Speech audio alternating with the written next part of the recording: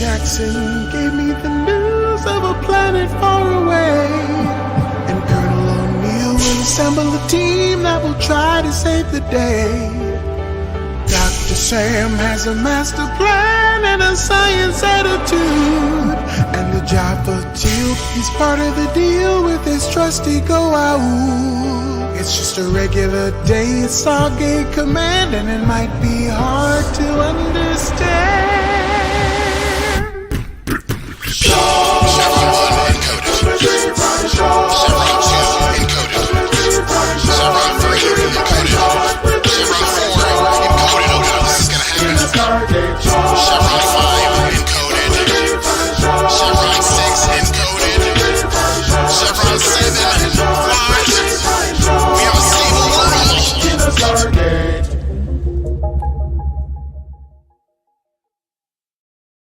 The time has finally arrived. Woohoo! For us. Finally. To talk about this episode. Yeah. Sorry about that technical, Yeah. technical-ish difficulty that we had last week. I don't really know what happened, but I don't know. It's that April 1st. It really throws things off. You know. It was Who weird. knows? it's really Who weird. knows? I'm your co-fry, Sarah.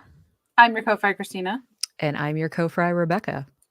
And we're All back right. We are back. for another season 4 banger. The one of my favorites. We all know. Like, I've been waiting to talk about this episode since we started this podcast. I was like, I Like, feel like this was like a pinnacle one for you. Like, we Yeah. will get there. This is Landmark. Like, I feel that way too, though. Like, we're like, we just got to get through the first 3 seasons, man. fucking Amaroko, all this other shit. God damn it. Oh, Yep. Finally. I So, can't. yeah. Yeah. But For us. before we get into it, we have some housekeeping things to discuss in the fry box. All right, Let's let's jump do it. in. Short, cause we're 3 fry short. Rebecca, I think you have some pretty big things going on. Yeah. If anybody doesn't know, I don't know where you've been if you're listening to us and you don't know that this is happening, but the companion, meaning myself and the other people that I work with, are doing a book with Amanda Tapping. Woohoo! Yeah. That's so exciting. And we've been talking about that for a while, but the exciting update is that yesterday we put the pre-order site live. So pre-orders are happening right now. There are only 500 limited edition book plates, which I just explained to Sarah what a book plate is, but we probably should have done that here in case anybody here doesn't know what a book plate is. But book plates have been around for a really long time. They're kind of not, people don't really use them a lot anymore. But what they are is they're essentially like really nice stickers, probably about the size of my hand. When I was a kid, mine had little nursery rhyme characters on it, and then it said, from the library of Rebecca Davis on the bottom, and so you would put them in all of your books, and then I guess if you loan your books or whatever, people know who it belongs to, and it's just a nice way of putting your name in a book. But recently, we've noticed people like Stephen King doing book plates as how they autograph, so that then you get the book plate and then you can put the book plate into your book. That's really handy for what we're doing with Amanda, because the book actually won't be made and won't be printed until the end of the year. But we all know that summer is the biggest con season, and Amanda's actually doing like 4 or 5 this year, which is really a lot for her. It's the most I've seen her do in a while. So we wanted something for people to be able to have if they pre-order, to take to a con, get Amanda to sign it, put a message in it, draw a little constellation on it or something, or you can just write your own information in there too. So you can draw on it even. So those will start shipping end of this month, beginning of next month. And then you'll have to wait till the book, comes out later in the year, because we have to call for stories and everything once we know that we've got enough to make it happen. If yesterday's any indication, I feel like we're going to have enough to make it happen. So yeah, I would say so. Yeah. So if you want to pre-order, here's how you do it. You want to go to amandatappingbook.org, Mhm. And it's going to act like you need to sign up for a newsletter. You do. Sign up for the newsletter, sign up for updates. The first automated email you get back will give you a link to pre-order. So that's how you can do it if you're not already on that newsletter. But yeah, I'm super excited about it. I think it's going to be really cool. There's literally going to be string with your book that you can make your own constellation on the cover.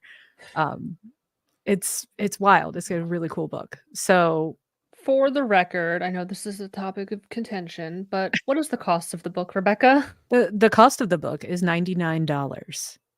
And yes, there's a little bit of a conversation about it being expensive, but you can't make a book with a lot of bells and whistles, Yeah. like holes on the cover where you can put a constellation in without charging more for the book. The binding is going to be really unique.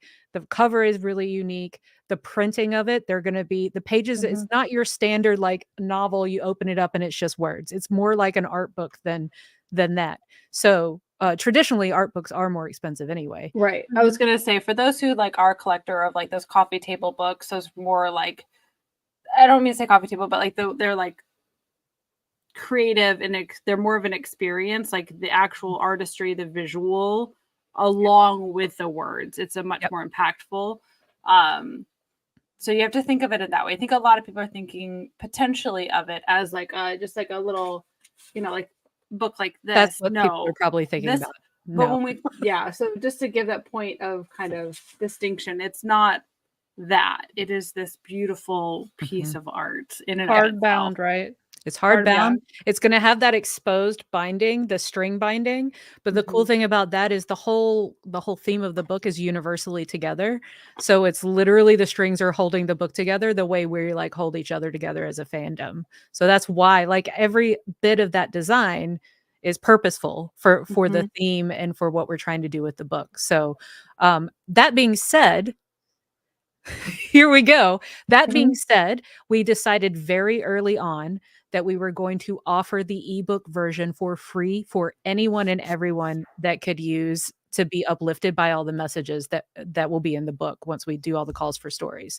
So if you are pre-ordering, you are directly helping us get that out to everyone else. So thank you for doing that. Make sure I just want people to realize that because I think that's it's written on the site, but people don't apparently see it there. So just know that you can get it for free. But if you want this nice art book and you want to help us spread that message, then pre-order and you're directly funding that. You're helping us make that happen. So yeah. It's exciting. Yeah. It's really exciting. Very, very exciting. Anything else for the fry box? Or we just, come to the cons we're going to. Philly's coming soon. Next week. And not this Is it coming already weekend, but next the weekend? following. It's 10 days away. No, less than 10 days away. Yeah. I will be taking a train up on Wednesday night. Yeah. God, I'm so jealous. So that's the Galactic Diversity and Inclusion Con. Come see me at the companion table. Sarah will be there on Saturday. So you can come say hi to both of us. And then on Sunday, I'm doing a panel with Michelle Hurd from Star Trek Picard. Our friend Ellie in the comments down there is going to be contributing a story to that panel as well. So come see us there and then come see us in Basingstoke. There's probably more of you in the comments right now that are going to be at Basingstoke, actually. I'm so excited about all the people from the woodwork that have like come through and be like, oh, I'm going to Basingstoke, even if they're not like even like my non-Stargate, but my nerd friends are like, oh wait, you're gonna be I'm really excited for Basingstoke. Yeah. It's gonna be really fun to see a lot of people that I like have I don't know, it's like the community that's like been at arm's length for so long. It's gonna be cool to see everyone in person. I go to conventions every year. I don't think that I think Basingstoke is going to be that next level of not realizing how many people we know and that family feeling that I probably, it's going to be more so than any other convention I've ever been to. That's what it feels like so far. Yeah. So, nice. I'm super excited. And we'll probably do some live streaming, maybe do an episode there, something. We'll make some fun stuff happen. It'll be fun. So for those who can't be there, we'll still like live stream some new stuff. Yep. And Rebecca, to ease your mind, I did rush order my passport once all my names got changed to the right thing and had to wait for all that. But I did for peace of mind. It is all rush ordered and I'm tracking it daily. So Okay. good. Good. It'll be good. If you get to a week out I and can you just do an don't have it, emergency. you got I'll to just- go to the place or call your senator. If anybody's out there that doesn't realize, if you're trying to rush a passport and it's not doing what it's supposed to be doing, because mine should have come with plenty of time and it did not. You can call your representative and you will get that passport the next day. That's The crazy. next day. Yeah. See, that's why like I think I haven't stressed too much because I do have the option. I do have a passport office like 20 minutes yours from is me. yours Like is if- close. Yeah, if I had to, I could go get it like within 24 hours. I was gonna have to go up to DC because Atlanta didn't have any appointments. I was going to literally have to go up to DC to my get my God. passport.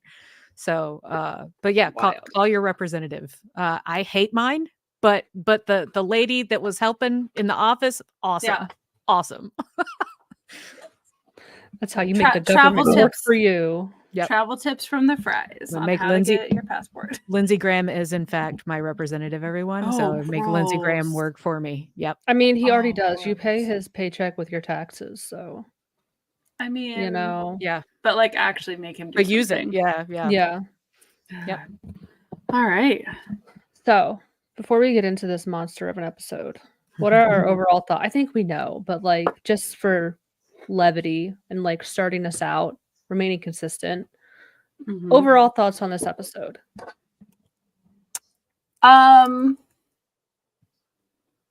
I appreciate the reality of it in the sense of the trueness of not everything's so easy when it comes to having feelings for someone or having that connection and like the nuance that comes with how that presents itself.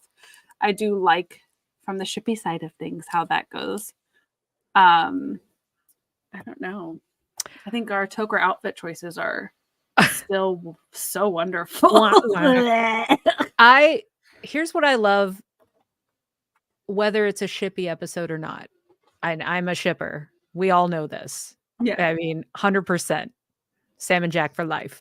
The idea of taking a scene that happened in a previous episode that was explained in a completely different way, and then to use that to help you to help the characters realize that they weren't even thinking about it that way, and revisiting that same moment but being able to see new things about it. I think that's a really cool device that they used in this episode.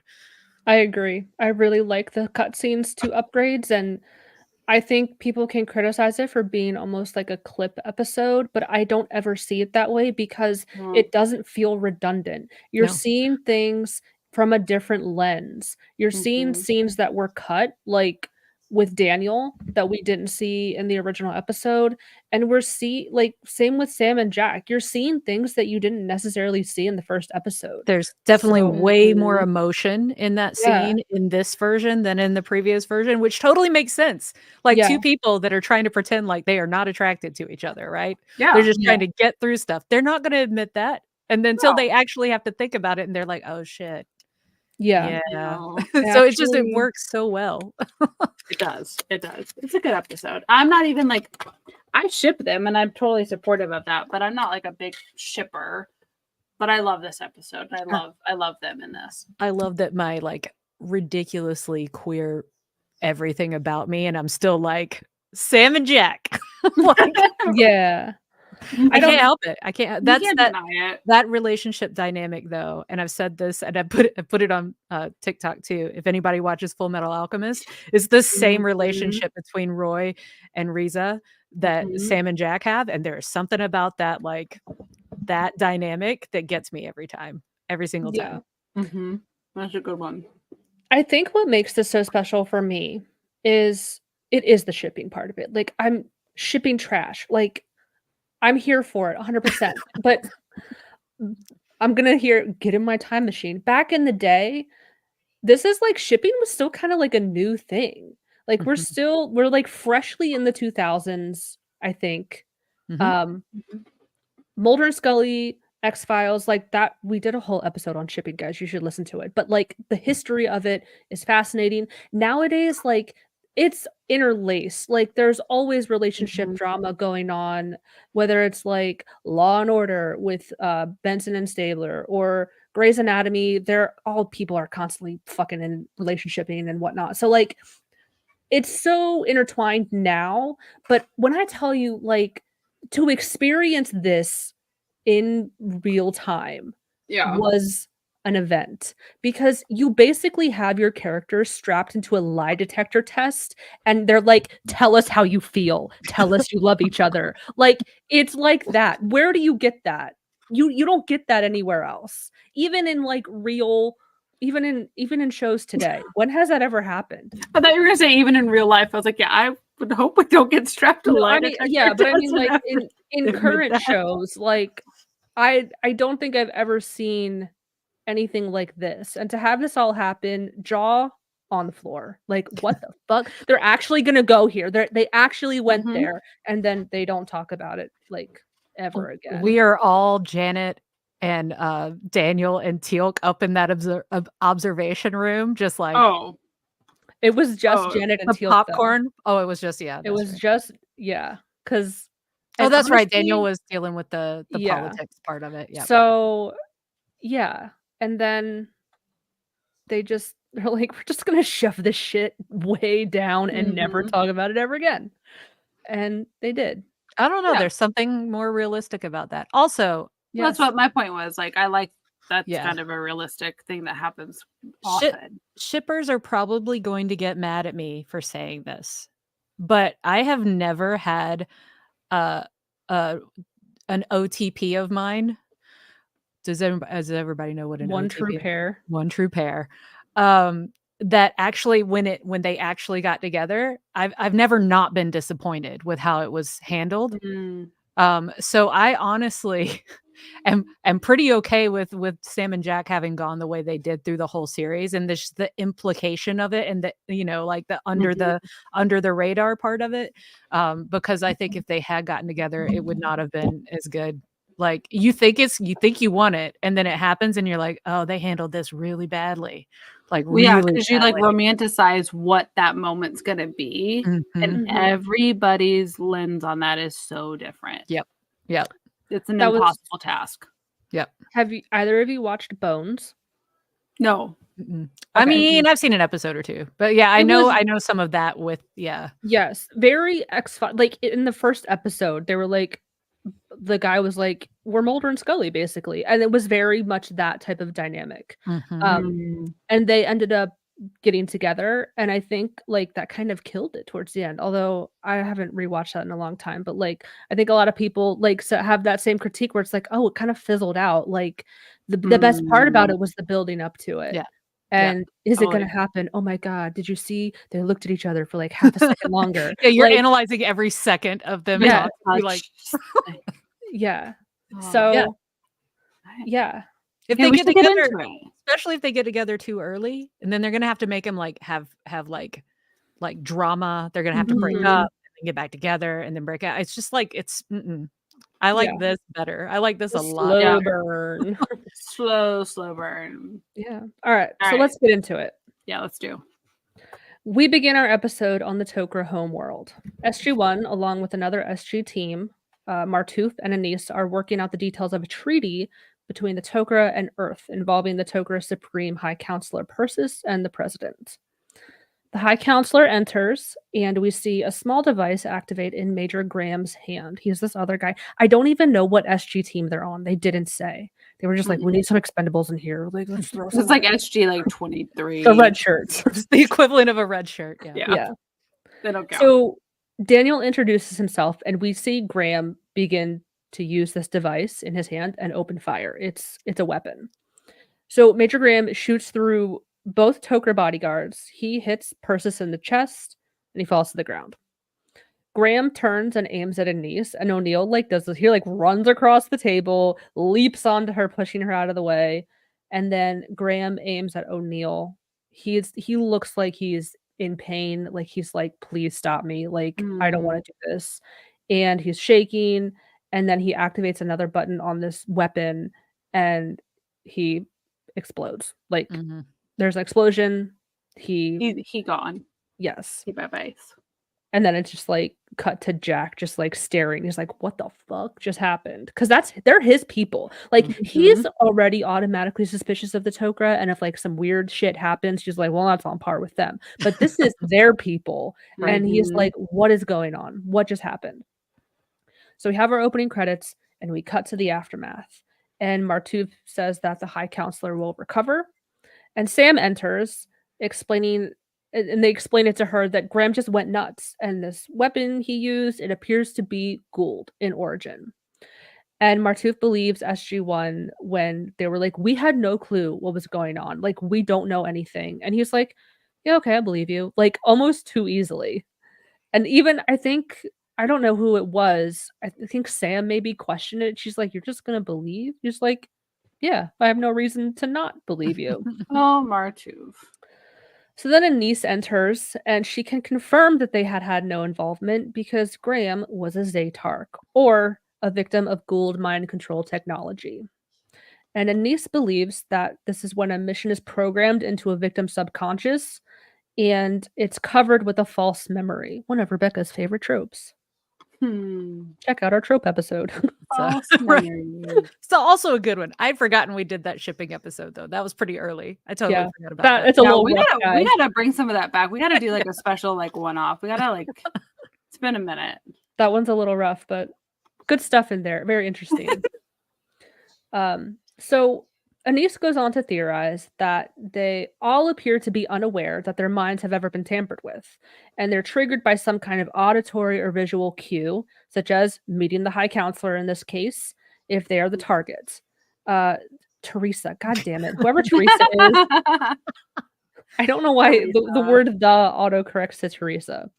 So the subject loses control over their actions, and they attempt to carry out this programming. It is also conveniently hard to prove due to the lack of evidence because whether or not the subject is able to carry out their mission, it will always end in them self-destructing or committing suicide in a way that is destructive to their body, their brain. So it only takes moments of access for someone in order to program them. And O'Neill is pissed. He's like, what the fuck? You thought not to tell us about this? Like, are you serious? He was so angry, and I can totally see it because it's their people that are affected. And the Tog'ra were just sitting on this knowledge, and who knows how long this has been going on, how long they've been programmed. So they begin to deduce that the Gould must know about this treaty, and they're trying to sabotage it. The president could also be a target, and the Tok'ra are not about to let the Gould dictate their lives, and they intend to proceed anyway. They're like, we have not taken their shit for 2,000 years, and we're not about to start now. So we're still doing this. Suck it up. So any SG personnel who may have encountered the Gould in the last 2 months are at risk. Which again, 2 months, they never thought to tell anyone. Let us know. Anise was up in there being destructive with her armbands and shit and never thought to bring it up. Cool. So Anise might have a way to detect who has fallen victim to this programming, and Martouf is not sold on this. They kind of have this back and forth, and they bicker for a moment, and then O'Neill is the one to interrupt with the wonderful line, do we or do we not have a Xanax detector? I feel like this is like an RDA ad lib. I feel like it's like an absolute ad lib. Yeah. He's just so angry. He's like, you didn't mean to tell us about this, and now you're like bitching amongst yourselves. Like, what the fuck is like, are we doing this or not? Like, come on. Tired of this. So cut to the SGC. Martouf and Anise arrive with the group, along with all of their gadgets and gear and stuff. And Anise wants to get started with testing the remaining members of Graham's team. If he was vulnerable, then the others on his team could also be as well. O'Neill sticks behind with Teal'c as everyone like leaves, and he gives Teal'c the side eye, and he's like, "They're at it again." He's like, "They're up to some shit. I hate this." They're always up to something. They're at it again. Yeah. Always. So there's some dialogue between Fraser and Hammond. Would you like to read this? Yes. I'll be Frasier. Oh no. All right. All Hold right. on. I gotta get my word. I gotta. Okay, Are we ready? maybe. I completed my autopsy on Major Graham. There was an unidentifiable residue from the explosion, but no indication he was under any kind of chemical influence. To be honest, sir, if the Goa'uld were trying to cover up their work, they did a good job. What about the information about the Zartax provided by the Tok'ra? Oh, what about the information about the Zartax provided by the Tok'ra? God. Pretty limited to speculation, sir. I did a full examination of Major Graham before he went to Vorash, and he seemed to be in perfect health. His blood work was clean, last psych evaluation was normal. If his brain was altered in any way, it was done by a technology far beyond my understanding. This Zartax detector actually works. It's alien technology. I have no way of knowing. So we're completely in the hands of the Tok'ra on this one. The colonel must be happy about that. I'm not thrilled about it myself.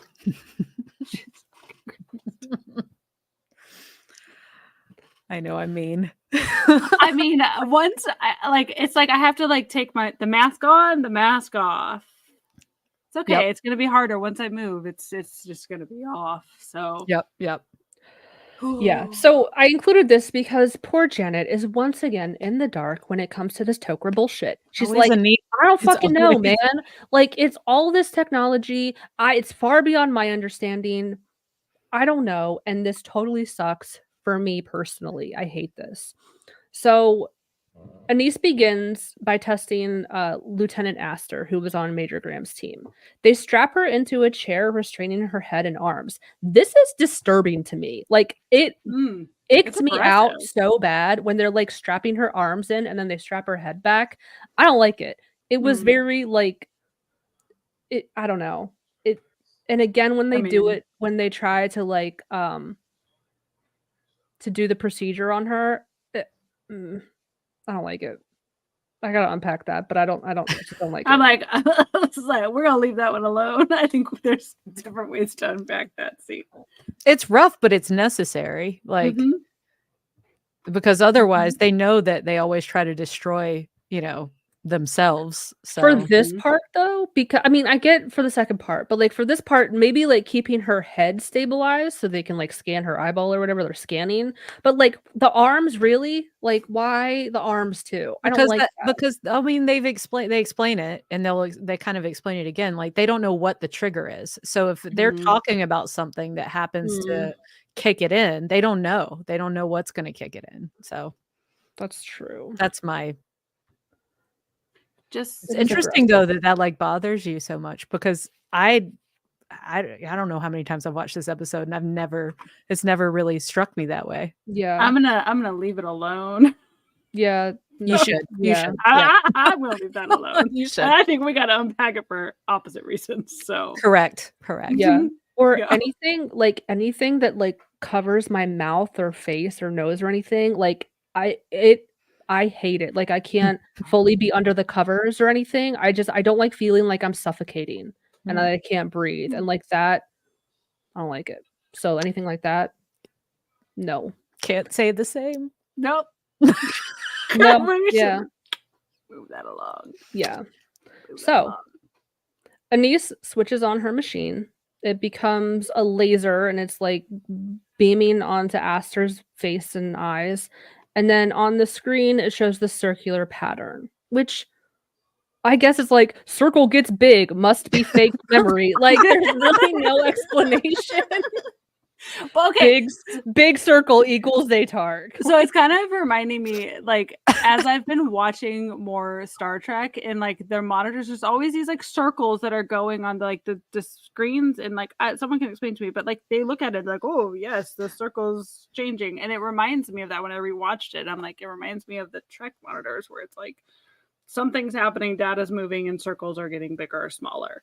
Yeah. So I'm just saying it looks very similar, but it makes no sense. Yeah, I'm with you. So Anise is going to ask Astor some questions, and she has to answer as truthfully as possible. The machine can detect if a person is being truthful, even if they are not aware they are lying. It reads the subconscious and compares it to the conscious memory. It was Sure. originally created to verify information retrieved through the torture of captured Gould, and it's able to decipher whether the memory being recalled is true or false. So it knows you're lying even if you don't. It's like think you're Santa lying. Claus. It knows if you've been good or bad. It just knows Mhm. everything. It knows if you're repressing Oh, feelings that you shouldn't be. Sleeper agent Yeah. trope. So this can only confirm if somebody is a Zatark, but it can't determine what the mission is or who the target is. So very important. We never know what the target is or what the mission is. So there's some dialogue between Astor and Anise. I just always let you pick, so you pick. Aster. Okay, cool. Lieutenant, please repeat the last sequence.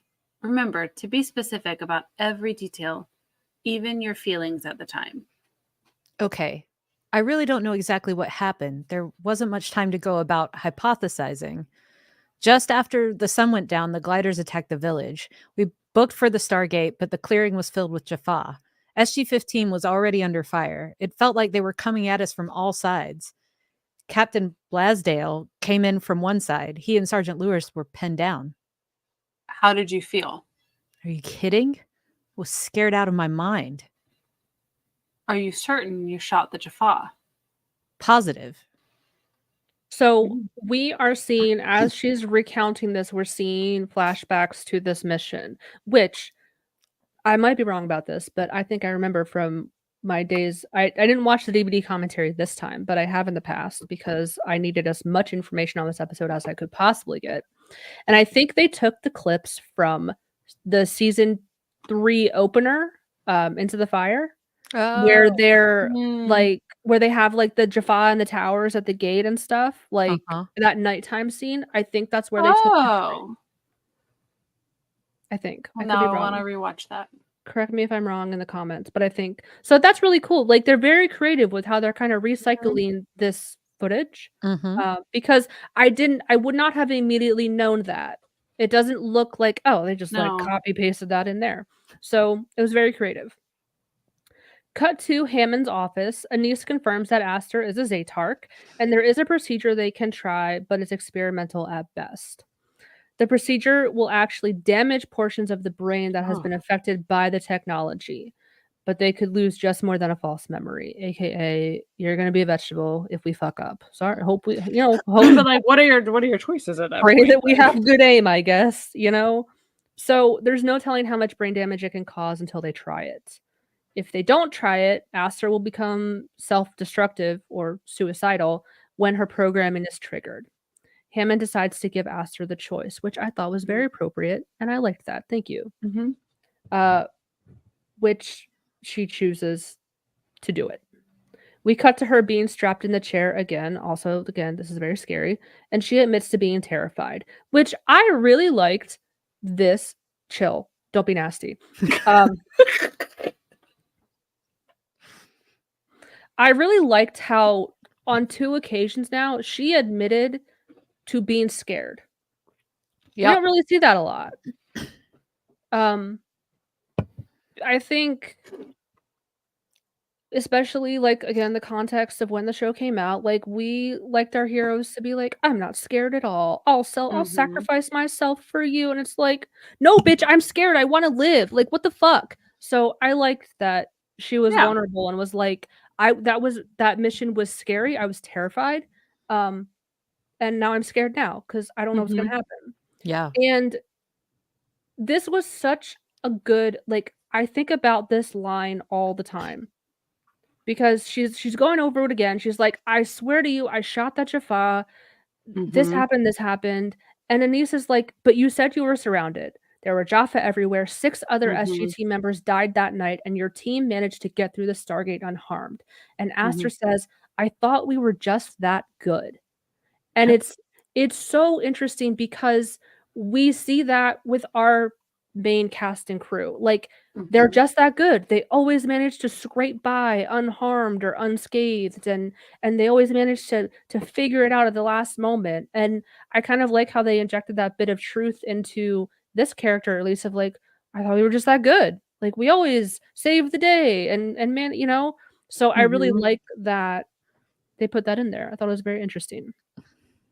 So Anise begins the process. A light from the machine begins scanning over Aster's head, and then it begins to cause her pain, and she begs them to stop.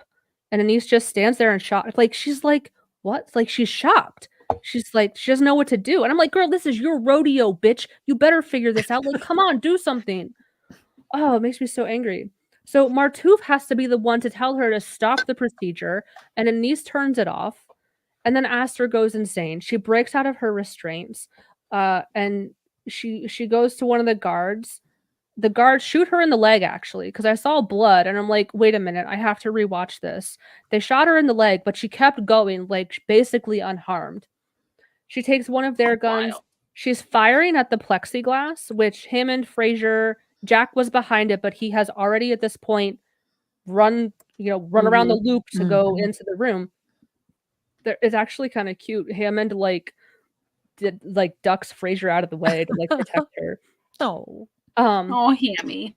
Which is, I'm assuming, bulletproof glass. Mhm. And again, like O'Neill is already on his way down. He shouts at her to stop, and he's kind of standing in the doorway because she has the gun, and she turns it on herself. Which, what a traumatic fucking thing to witness! Holy shit! Mhm. Like, this is a lot of information. Okay, you might be sleeper agents. Okay, this person is a sleeper agent. Okay, we're gonna try and help them. Oh shit, it didn't work. Now I'm watching them take their own Mhm. life. Very traumatic. And then Anise is shouting, like she shouts no, which I'm like, this selfish bitch is only saying that because she wants to study the brain and doesn't want any damage done. And she, like, I'm like, she doesn't care about this person's life. So cut to Hammond's office after that very traumatic scene. Mhm. There's this dialogue from Anise. If anyone wants to read that. Yeah, I can read it. All right. So she says the Gould programming must have a failsafe that prevents it from being tampered with. I'm sorry you have lost another member of your team. I hold myself accountable. Yeah, you better. Unfortunately, we cannot analyze the affected area of the victim's brain post-mortem due to the self-inflicted damage. Yeah. So now they're saying, Mm. oh, there must be a failsafe that doesn't let us tamper with it. So like, Oh, wow. if they try to tamper with it, then it's going to trigger the self-destructive behavior. Cool. Good to know. Like, And wouldn't maybe you you should know have thought it? about the booby trap. Yeah. And wouldn't you know it? SG-1 are up next for testing. Cool. Numerical O'Neill- numerical order. Yeah, like you know. O'Neill just witnessed somebody take their own life. But cool, yeah, strap me in. I'm up, boss. Like, put me in. So Mhm. SG-1 are made to recount their mission from Upgrades, which was 2 episodes ago. Mhm. 1? Mhm. I don't know. Mhm. We had Two. that Crossroads is in crossroads between. in between. Yeah. Yeah. Stupid. Which is when the armbands fell off and they were unconscious, and in that time that they were unconscious, they could have been programmed, which makes a lot of sense. Like, you're unconscious for who knows how long, a couple minutes in a Gould facility, who knows what could have happened. Mhm. So we get a fun montage of them recalling what happened, accompanied by some flashbacks that we didn't see in the episode. My favorite is Daniel throwing the giant brick of Naquita, because we did not see any of that, No. any of his adventure on his own. It's in the for the best. We probably didn't see it. Yeah. Yeah. So they definitely get the HR approved version. Like, especially when Sam is recalling it, she's like, I did this, and then I did this, and then I went, and then this happened. Oh wait, I forgot. I went back for the Naquita, but the colonel told me to leave it, and I left it. Like, it's very precise and rehearsed, and like, this is what happened. I don't feel anything. What are feelings? Like, it's Mhm. very that. Yep. Mhm. Oh yeah. So this is something that wasn't explained in Upgrades, but again, Sam says we got lucky. The C4 explosion must have taken out the shield generator. So they kind of give that explanation. And again, there's that theme of like, we're just that good, I guess. We got lucky. Like, We got lucky and everybody's like, Uh-oh, Yes. Rebecca's internet. Oh, hold on. Rebecca, say that again. I'm Your back. audio. Yeah, okay. No, they said we got lucky, and everybody goes, Are you sure? Are you Yeah. sure? Because the last person who said they got lucky did not wasn't get lucky. No. So, Mm. according to Anis's machine, Sam and Jack are Zaytarks. Shocked Bum, bum, emoji bum. face. What? Broken hearts. So sad. So, cut to a holding cell. We have some dialogue between O'Neill and Carter. Would you guys like to read this? Sure. Obviously. Sir, this has to be a mistake. Tell me about it. Can you talk to General Hammond about getting me retested? I mean, I'm... Us retested. Apparently, I'm one of those Zark things too. I'm across the hall. That can't be. I know. Although we were both unconscious at the same time. Apparently. Sir, are you worried that it's at least possible? A little. So, I really liked this because it's like Sam didn't know they were both tested positive, but like he Mhm. did. And she's like kind of worried about herself. And then he's like, no, it's both of us. She's like, oh shit, what? Really? Mm-hmm. And then I liked he was like, yeah, I'm across the hall. Like they got me across the hall. my room's down the hall. My setup. So it is possible though, because she's right. They were both unconscious at the same time. They got very lucky. Was it orchestrated to be that way? So the plan for right now is to keep Sam and Jack isolated. There were no other Zaytarks found on SG personnel or back on Vorash. The summit is still on, but Hammond wants some progress on how they can help Sam and Jack. Mhm. So Anise comes to visit O'Neill. She apologizes because it's kind of the Toker's fault that they are Zaytarks and the whole armband debacle, which it totally is. It's all her fucking fault. Anyway. Mhm. And then she lingers.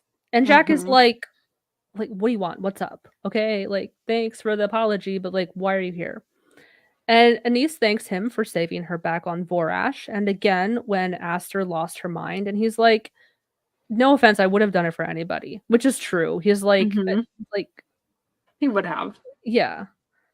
And Anise then leans in and kisses him, and he is taken by surprise and is like, what?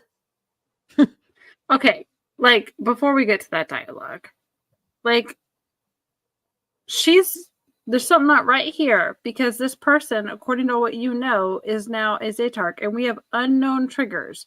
We do not know who the target, what the trigger is, and you're just gonna go in and like wanna fuck the guy? Like what?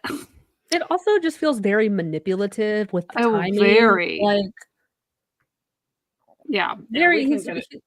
probably in a very vulnerable mind frame right now, and you're just gonna lay it on him. Like, Sure, that's what he wants. Now, He this wants is sex. Freya, so... that's true. Okay. Freya's fair. like, Anise, can you just let me out for just a minute? I just need to, like, get this... This is true. like... This is true. And Okay, honestly, okay. like between Anise and Martouf, their symbiotes do not talk that much for them. Mm-mm. It is mostly them, like at the helm. Yep. So, Mhm.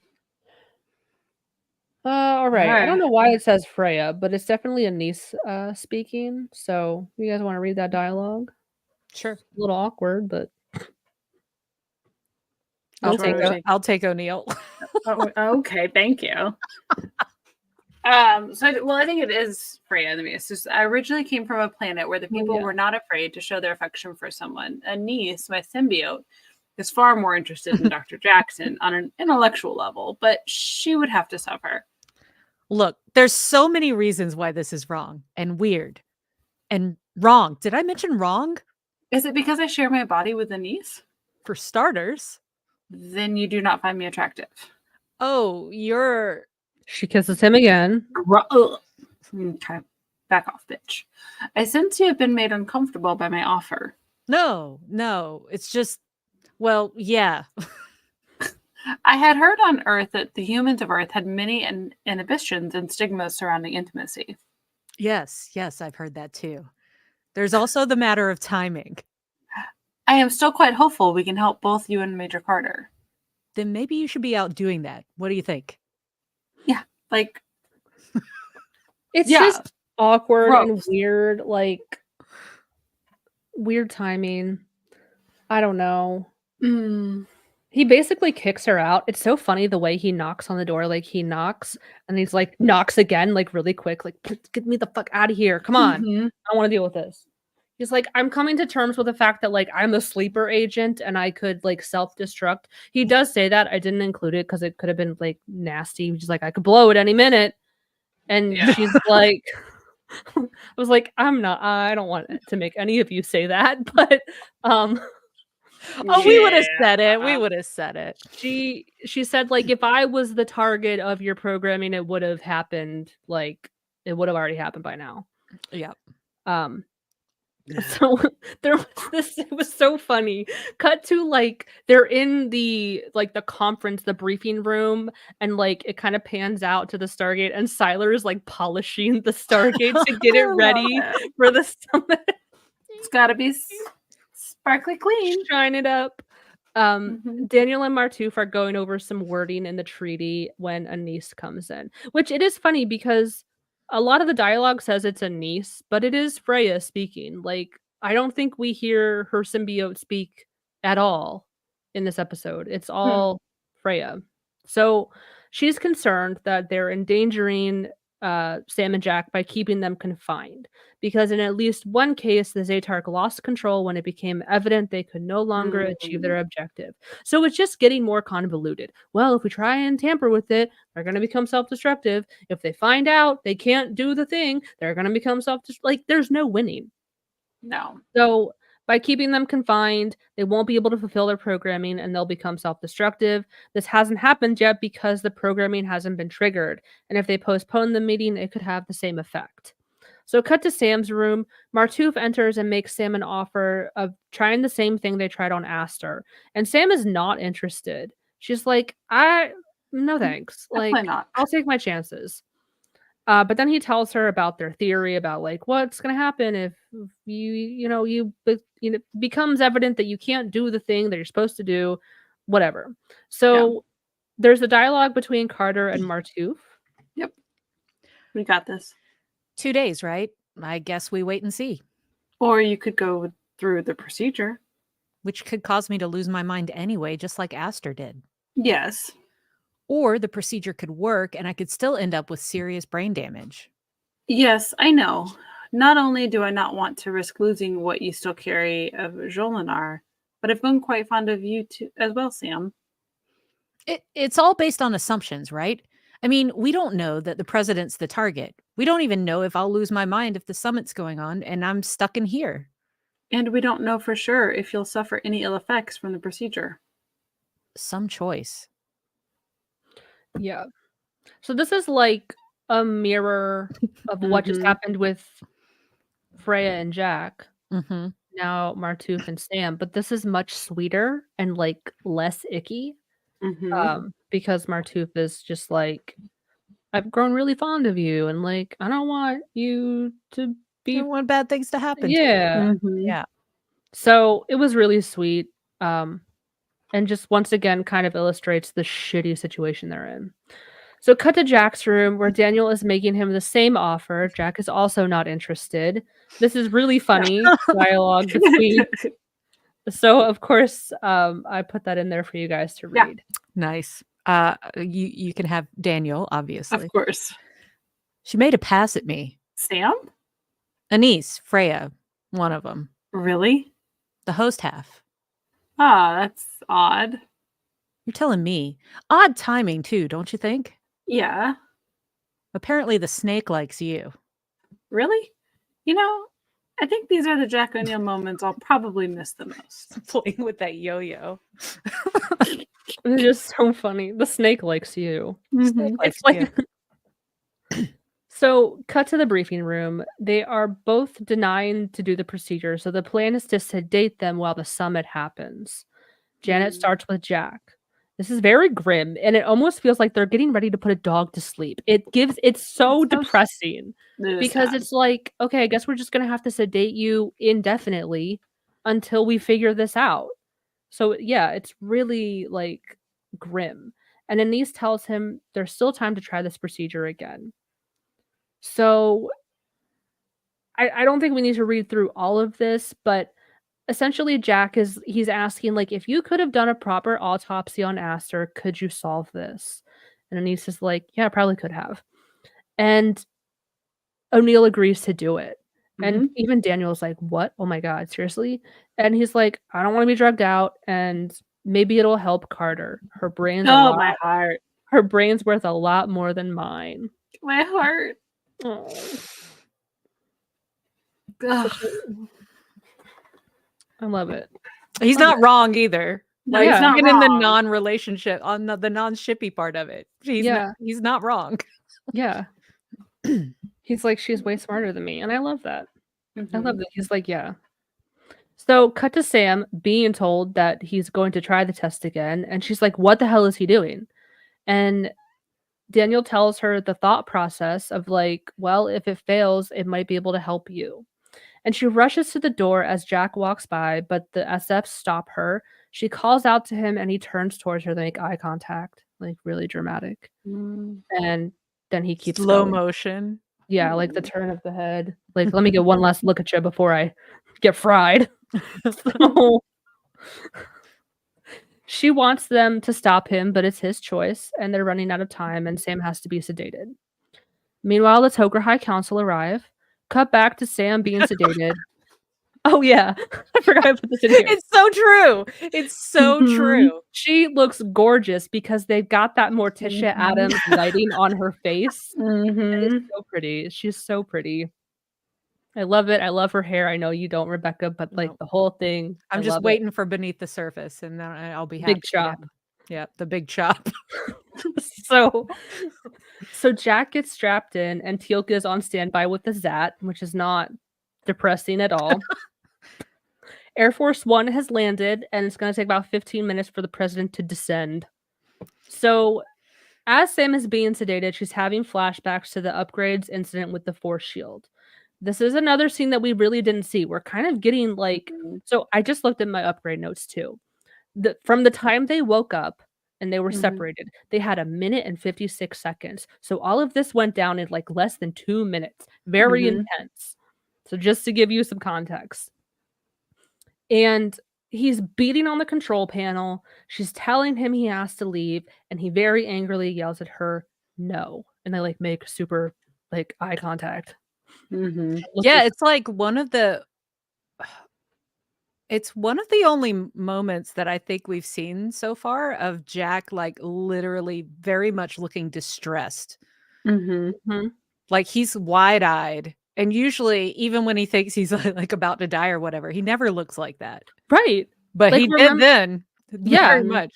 Very cavalier. And the funny thing is like, he's not the one that's in danger because he could leave. Because she is. Yes. This is where the sappy romantic in me is like, oh my God, this is so Yeah, this is why you analyze every frame of this episode. Like every single one. Yeah. I'm super sappy. I don't act like it, but I am. You got to get past the hard, crusty shell to get to the soft, squishy insides. I don't know what you mean about soft, squishy insides. I got soft, squishy outsides too, but let's. I think I'm just one soft, squishy out. There's nothing. Yeah, it's just all emotions. But continue. So I like how I tried to figure, because I'm like, I think I put in here he's shouting at her angry, like, but he's not angry. You said he's distressed. He's just passionate. He's scared. Like that's what he's feeling. So as Sam is being sedated in her Morticia light, like she's like, the machines were wrong. You don't understand. We lied, and we didn't even know we were lying. So cut back to Jack.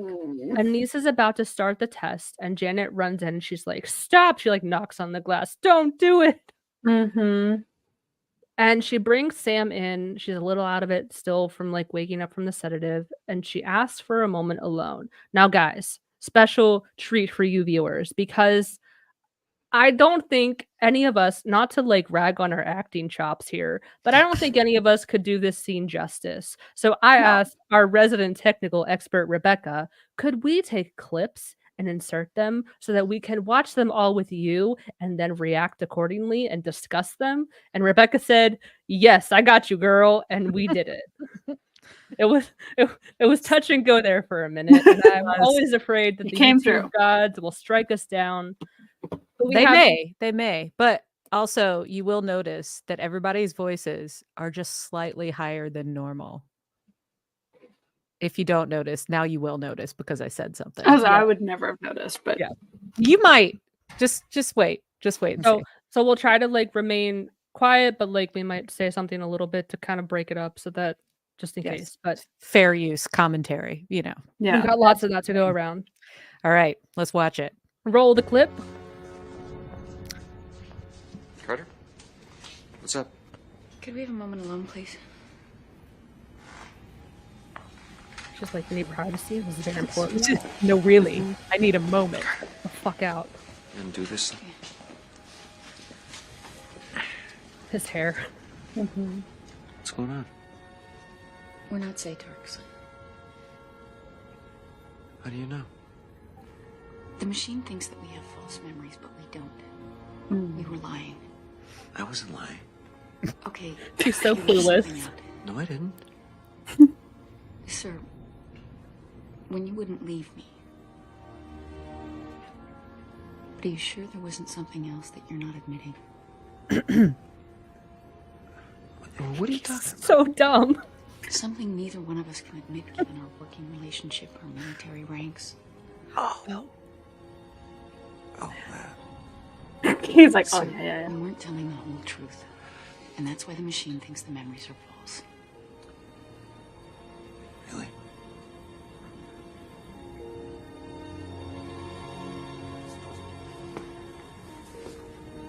Test him again. Retest him. Get that lighting. Okay. Oh, So wait, we're gonna yeah, yeah. dissect the shit out of this. First of all, A+ score. Even though it's not our like beautiful Sam and Jack theme, I love the music. They're finally like stepping it up a notch, and it's not like corny and cheesy. Mhm. The fact that he's like, "Are you sure?" Well, first of all, he doesn't even question her about like. He's just like, "How do you know? You figured it out, you know?" And again, like she has to spell it out for him. He's like, I didn't lie. What are you talking about? I'm not lying. Like he doesn't even know. It's buried that deep that she has to spell it out for him. And I love that when she says, she like kind of says it in that way. She's like, nothing that we can admit because of our military rankings. And he's like, Mhm. oh, Oh. that. Oh, that. And he yeah. looks at her. He looks at her. He does not avert his gaze. He is looking at her directly in the eye. He's not afraid to confront it. He's like, "Oh, that, yeah, that's a problem." Yeah, I just love this scene. It was so intimate. It was so good. I love that she like has to spell it out for him because they're also spelling it out for us. They're making it very clear this is what it is. So I also love, and we kind of talked about this on the live, Christina, a couple days ago. I love that like it's very fucking ballsy of her to be like, I know what it is. It's because you think I'm cute. And like, could you imagine if she was You have wrong? a crush on me. How embarrassing would that be? And how embarrassing would it be if she was wrong? She's like, test them again. I hope we're right, or this is gonna be really embarrassing. But like when you But know, we'll be you dead know. soon anyway, then, so it's Yeah. fine, you know. Those people. Like if you got that deep It's that. connection, like it there's no. At their point, it's an unspoken. So It's I not don't- slow roasted. This shit's been marinating for 4 Exactly. seasons. Like, time Yeah, for dinner, guys. You know? Yeah. Yeah. Oh my So- god. Yeah, so the president is arriving with his entourage. He is walking through the hallways of the SGC. And now, again, because we are such kind, gracious podcast hosts, we have another scene. Because, again, we could not do this Why justice. not? We got to show it to you, and then we can talk about it. Yeah. Roll the clip. Major Carter was trapped behind the force shield. That's right. Routine tested again. Just beat the shit What is out he of that even? thing. That's not a staff weapon, isn't it? What is A that? mallet? Sir, there's no time. Was it the torch? Oh yeah, from the wall. There's no fires good in a space. There were sounds. You did everything you could. Yes. You couldn't save her. No. That But sigh. you still could have saved yourself. I guess.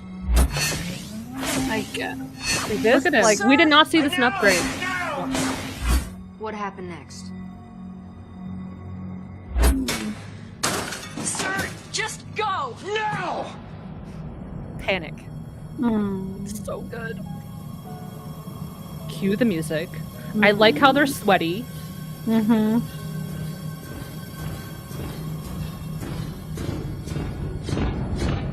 Scary. What were you feeling? Like someone who was about to die. Big circle equals Atark Sure. still.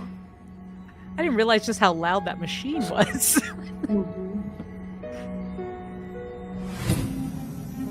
Oh, the symbolism of that force field. Love it. I didn't leave.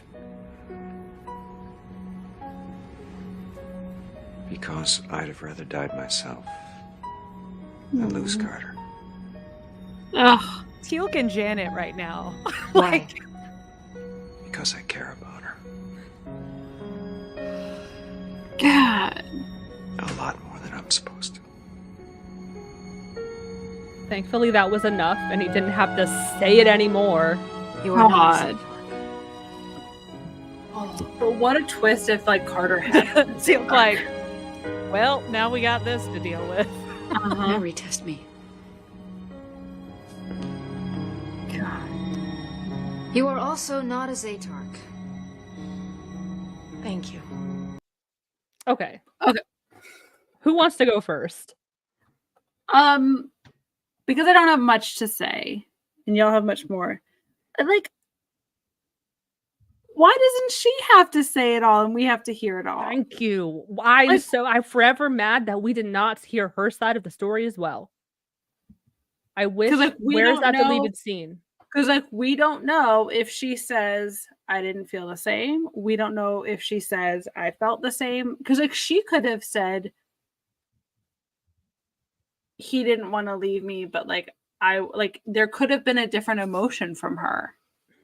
You know, just saying there I could mean, have been. I left it too gray area. I needed to hear her say it.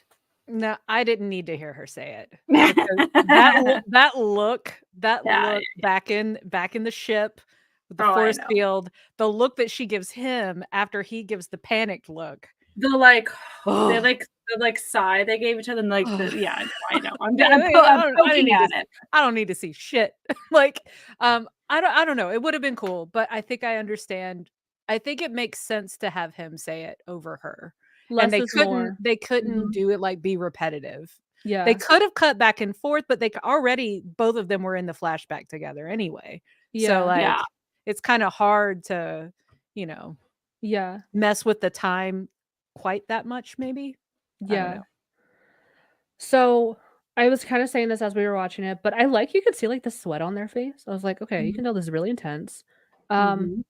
I loved this has such good one-liners in it where he says, I felt like someone who was about to die. What a heavy feeling. Holy shit. Like, Mhm. what a way to say it.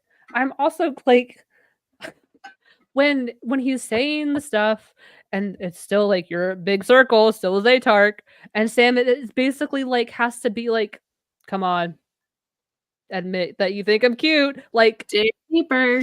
yeah, like could you imagine if they were like, oh, it's still not enough, you gotta give us more? Like, what else could he have, you know what I mean?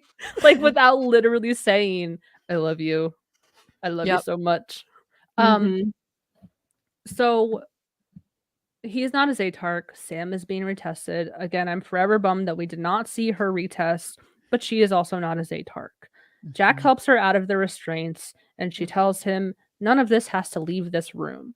Janet, Teal'c, and Anise were the only witnesses. How embarrassing. I would be so like I don't know. Out of all the people that could have witnessed it, though, they're the best ones, I think. I Yeah. think Because I Go would ahead. argue that you notice for the rest of the series Teal'c acknowledging that.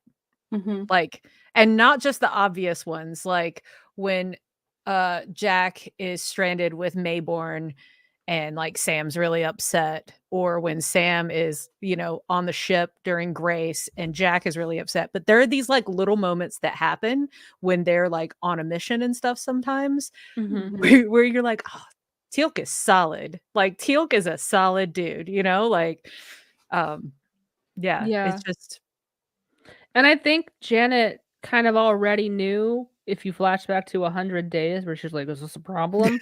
Like, Are we gonna have a problem here? but No. honestly, I don't know how realistic it would be because she is technically in the Air Force. And like, if she did her due diligence, she could have been like, "You got a problem, Hammond. Like, these people are compromised. You need to like deal with that." Sure. And honestly, if I'm being a total Buzz Killington, the right thing to do would to be like, we need to be reassigned because Yeah. we're compromised. But Yeah. I'm really glad they didn't do that because then we wouldn't Yeah. have a show. I mean, we would, but it would not be Yeah, as it good of a wouldn't show. happen. So Kind of helps that they like save the literal president of the United States by the end of this episode. That kind of helps them a little bit. that's true.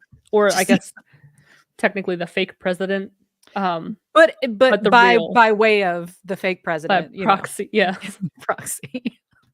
So Jack turns to Anise and is like, "Have you been tested, girl? Like, you're putting me through all of this embarrassing bullshit. What Mhm. about you?" And she's like, "I've never been in a situation where I would be programmed." And then Sam asks, "What about Martouf?" Oof, plot twist. And I don't know about anybody else, but I immediately knew what was gonna like the first time I watched this episode, I immediately knew what was gonna happen after this. Yep. Yep. Because they tested everyone back on Vorash, but Martouf was there at that point. They tested everyone at the SGC. He's the only one. Cut to the gate room. We see he has the same kind of weapon Graham had. Daniel sees there's something up with him, and he asks for a moment, but then the president comes in. It's the noisy cricket from Men in Black. That's what it makes me think of every time. It packs a punch for sure. Yeah. So the president is introduced, and Martouf loses it. He opens fire. It's very like Terminator-esque body language. He's like he blows a hole through the wall. Like that's how powerful that thing is. Which I also noticed how like they have the portable curtains up to like jazz up the room with some like nice blue, Siler's probably really pissed that like they're just blowing holes in the wall when he did all of the work. He worked so I just hard. polished this. He What probably the fuck? hung all of those ribbons, He worked so hard. So Jack is able to shoot him in the leg, and the Secret Service fill him with bullets, but that does not stop him. Teal'c shoots him with a Zat, and Martouf begins to collapse. And Sam comes in. She tells everyone to hold their fire. Martouf falls to his knees. He calls out for her, and she fires the final blow and catches him as he falls. Everyone else is okay. Hammond admits this was not the real president, and they had to be sure everything was safe. Persis, I was pissed off at this dialogue. The high counselor is like, "I see. May that be the last time such deception is required by either of us." He's almost pissed off that we had girl, the Tok'ra are full of deceptive bullshit, and you're mad that we finally had to for your safety. It's really funny. May that be the last time such a deception. Cue the next 6 seasons. Yeah. So Sam is cradling Martouf's body. It's kind of awkward because everyone's surrounding them, and it's kind of the Michelangelo sculpture, the Pietà, where Mary's. It's kind of like that, but make it Stargate. And Anise is, because they were able to take him down without damaging his brain, they should be able to use that knowledge to help figure out the Zaytark thing. And we close out everything. We zoom out. Sam is still holding Martouf, cupping his face. It's an emotional roller coaster for Sam. Yeah. what the like this whole they just got out of that dealing with that situation and then this like Poor can we thing. catch a break? God damn. You know what? Honestly, that's probably why we didn't get Sam's side of the story because the Martu thing that was That's coming true. afterwards. Yeah. Yeah. It will be a lot. And I was listening to another podcast talk about how it was SG-1 Event Horizon. I was listening to their version of our episode because I know they have very different views than we do. Mhm. About the But shipping specifically, yeah. yes. And they pointed out that they really liked that Teal'c wasn't the one to do the dirty work and take him down because I feel like, and they're totally right, that Teal'c is the one that often has to like be the bad guy and like do the bad thing and kill someone. And the fact that it was Sam in this instance was kind of like a nice refreshing change. So Yeah, I like that perspective. I don't know if this is right or not. You could interpret it any way you want to, but like when he says Samantha to her and he's about to like shoot himself, I think he was asking for her to be the one to do it. Like, Yeah, you know, I agree. It Yeah. felt like a mercy killing. yeah, Yeah. So, and that's our episode. Divide and conquer. We finally made it. we made it. We did Yay. it. We did it. So let's take a look at the comments. I bet we got some good I've stuff. got some. There's some good ones. Okay, let's see. I started some. Mara said early on, I love the fact that no one betrays the truth to anyone. The base is so close knit that they are family who has each other's backs and doesn't blab to outsiders. Thank God. Could you imagine if it was like some 50-year-old office Karen? That shit would have gone around so fast at the SGC. Oh hell no. Yep. Nope. Yep. Nope. Scott made a good point, not only about TNG, but also what he says at the end. It reminds me of the Star Trek TNG episode where Geordi is the Romulan Manchurian candidate, and Manchurian candidate is like one of the OG sleeper agent stories.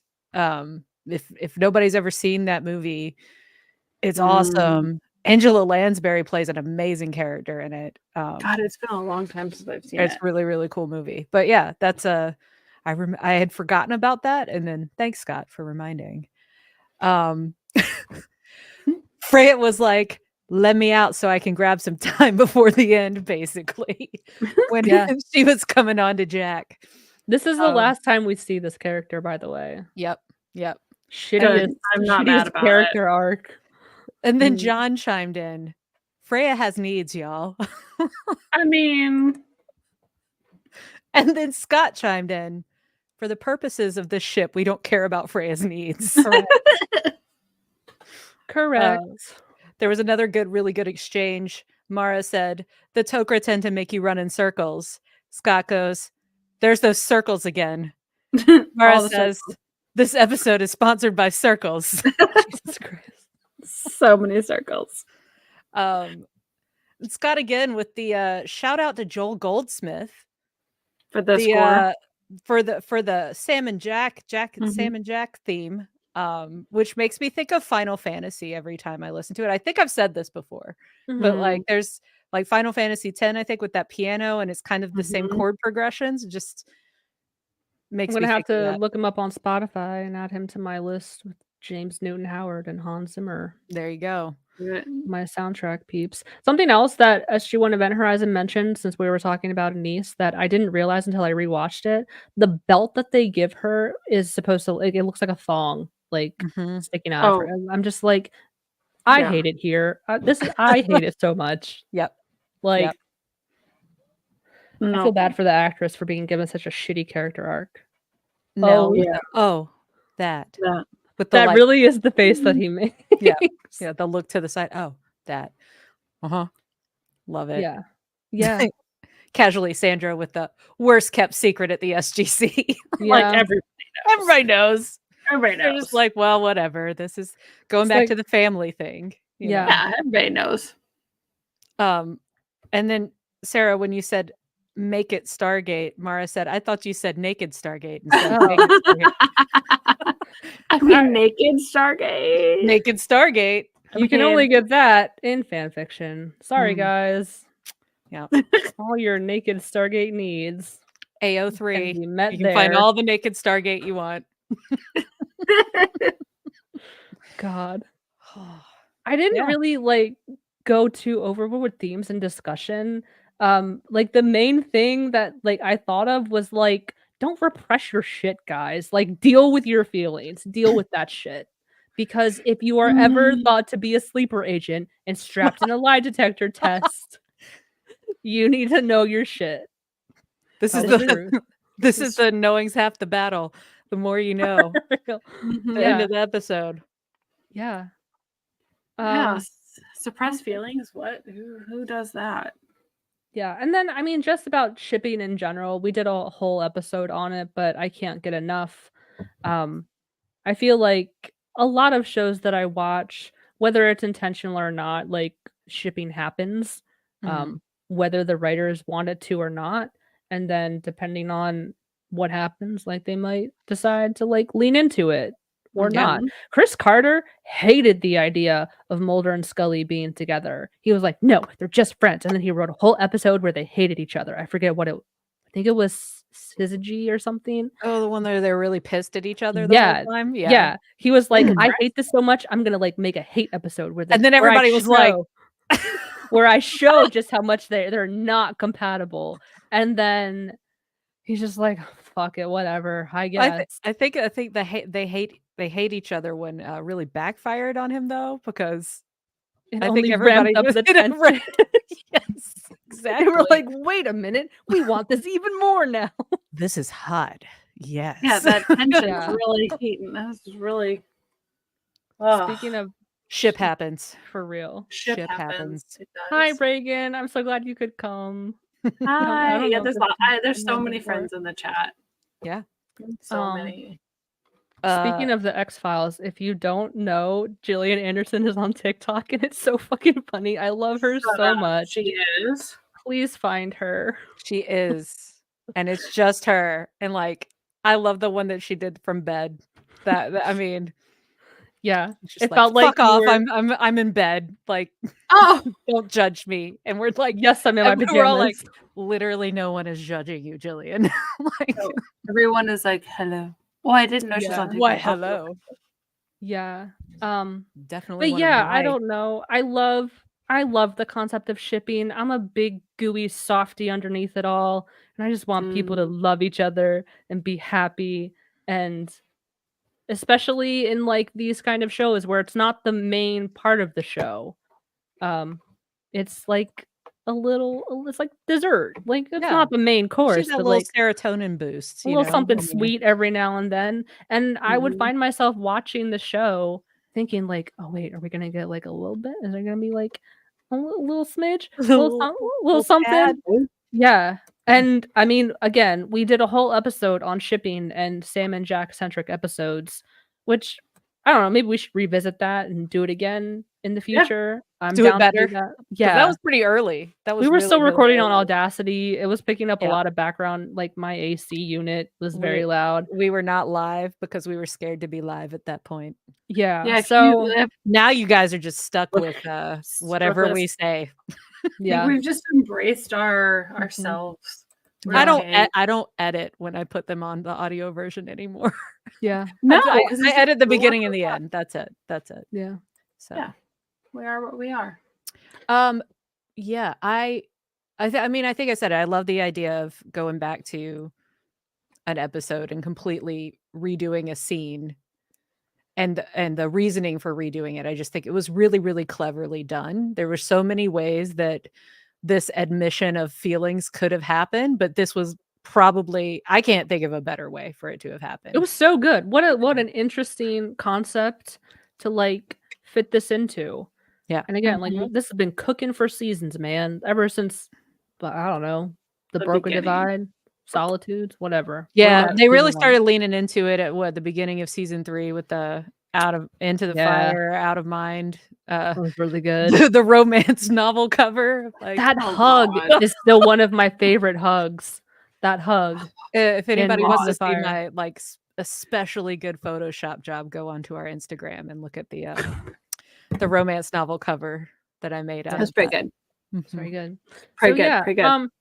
I'll put this call out to our listeners. I want to hear what your thoughts on shipping. Do you ship Sam and Jack? What are some of your favorite ships? What do you get out of it? Because again, it's kind of weird. Like we want fictional characters to smooch. Like, Mhm. let me know. Mhm. I don't know. You know what I want? What? I want to okay, so I've been Sarah notices I've been putting songs on our Instagram posts, Yes. and I try to make them relevant to the episode, and Yeah. I put my 100% top Sam and Jack song in my mind on this one, which was the Death Cab for Cutie transatlanticism. So I was thinking, like, I want to make like and we can all contribute to it, and everybody out there can contribute to it I know where as you're going well, with but an this. ultimate playlist, like a Sam and Jack playlist. So if you have a song Oh my that really makes you think about Sam and Jack and all the Oh my feels, God. you can send it to me and I'll make a YouTube playlist. I think that'll be easiest for everybody. I Yeah. feel like I need to make a Daniel Jackson playlist, but like plot twist is like the absolute deconstruction of the misogyny that he does go through and like go Nice. through some rage filled like playlist things to like go through the character arc. There you go. There I feel you like go. that's what I need in We my life. just start making playlists to beef up our YouTube channel anyway. But yeah. Yeah. I wanna make that. I'm gonna start it off with my Death Cab for Cutie song. Do it. If anybody like the scene with the force field, there's a reason why I didn't put this song together with this ship. Somebody made a music video back in the day, and it doesn't exist anymore. And it makes me very sad because it was the perfect Sam and Jack music video. Mm. I've watched a lot of them. I'm not afraid. I'm not ashamed. Me too. Um, Don't worry. I've made my own edits, but I never made a Stargate edit music video. I have We like should do that. Voyager, Battlestar, House MD. I'm the first Oh, person to yeah? put Amy Winehouse's Rehab to House. Yes. That's Look at you wow. go. Yeah. So, Oh. but like that was back when I wasn't filming anything, but I wanted to keep my editing chops up. So it's a really good way to just edit things together. Anyway, My friend from Tumblr made a really good Mulder and Scully one that I'll still watch every now and then because it's that nice. good. Nice. Really good. I'll have to send it to you. But There's yeah, some really talented people out there that do it. which is that's such a beautiful thing about fandom and like getting back into like mental health as a fandom, whether it's fan fiction, fan art, the like creating like a music video. People are doing this shit for free for the most part. I know people have learned how to monetize it now, but like just for the love of a thing. They're like, I want to create because I love this so much. It inspires me. I want to create art and share it with all of you so you can enjoy it too. And I think that's such a wonderful and beautiful thing. Yeah. Yes, it is. It's a huge part of that embracing mental health as a fandom thing. I mean, it's, the people that we love, like Amanda brought us all together on that series, right? But then you get to hear all these stories about all these things that people have done with each other and come together. And it's just, it's just wonderful. Yeah. Can I make a comment totally off topic, but because Reagan made the commentary about that she's absolute Sam Jack, but was not a Daniel Vala fan. Can I just like make a comment about that? Because I so agree. Because they got it wrong. They got that dynamic so wrong because Daniel, if you're talking about this like submissive, dominant kind of playful, bratty behavior between the two of them, it's wrong. Switch the roles. Like Daniel should have been, they got it wrong. So I'm gonna leave it at that and like open for people's input. But for those, it's almost right, but you gotta swap them, swap the personalities, and then it would work. The wrong person was trying to dominate that dynamic. Just saying. While we're on that, and because I know the person who made that comment, and I know we are on the same side of TikTok, I think they'll agree with me. I love it. I think that's it. That's it. I think that is it. That was great. Yeah. I did not rewatch the episode before. I was saying I was going to try to, and then I got really busy. But now I might go to sleep watching it. I'm not going to lie. I might just put on Divide and Conquer and just go to sleep. Drift off Into shippy bliss. Shippy bliss. Yay. Who in their shippy bliss is closing the iris? I closed it last time. Sarah, it's I you. have anything. Wow. Don't like that. Wow. What a terrible episode to not have anything. All right. Cue me up, Rebecca. Let me know when you're ready. I Hold am that trigger. hand the hand is hovering over the button. Oh, I don't know what to say. I'm just gonna say, you know what? I care about you guys a lot more than I'm supposed to. Close the No. iris.